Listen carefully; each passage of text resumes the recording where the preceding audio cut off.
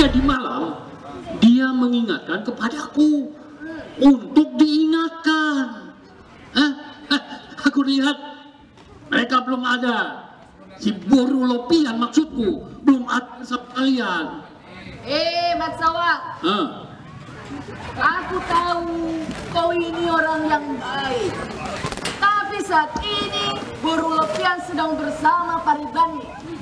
Mereka berdua sedang menghadap Baginda Raja mendengarkan nasihat. Begitu. Hei Mat Sawang. Betul yang dibilang oleh Boru Pandangan. Ya. Kau jangan terlalu berharap Putri Lopian itu akan turun selalu dengan panggilanmu. Apalagi saat ini dia sedang bersama dengan paribannya. Karena kau gurunya Boru Pandiangan. Ya. Panggilan suaraku bukan suatu perintah. Habis.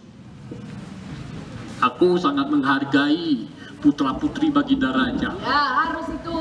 Perjuangan bergerilya tak akan berhenti tanpa menyapa. Maafkanlah gurauan itu Mat Sawang. Kau jangan cepat tersinggung. Begitu saja kau sudah langsung tersinggung. Ya. Nah jadi kami sangat menghormatimu. Kau kan salah seorang yang membunuh para pengkhianat dan gerombolan di Utapau di tempat kalian bersembahyang. Ya. Ya. Kamu asing. Betul. Mereka berpura-pura mau berdamai dengan Baginda Raja. Ya. Tapi ternyata di belakangnya mengikuti pasukan Belanda. Kurang ajar. Nah, ini kan benggol-benggol yang ditaburkan oleh kawan-kawanmu pasukan asing untuk menghambat para penggerombolan pada waktu itu. Betul. Waktu itu aku muncul dari semak-semak. Ya. Lalu aku tangkap lehernya. Aku tancapkan rencong di lehernya. Mati kau tua.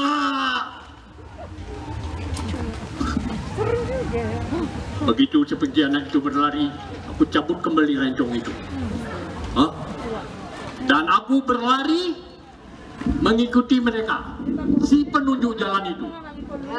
Oh, mungkin dia itu Citor Naginjang itu. Hei Mat Sawang, kami juga perlu kau ajarin untuk memainkan rencong itu. Kau lihat sendiri, ibu-ibu yang ada di sini, semuanya sudah siap menjadi Sri Kandi. Alah. Kalian latihan pencak dulu. Oh begitu? Setelah itu, baru aku ajarkan bermain rincong. Oh begitu? Baik. Gitu. Sudah, kalau begitu mari kita lanjutkan latihan kita. Mari kita latihan. Buang waktu kita. Ayo. Ayo kita lanjutkan latihan kita.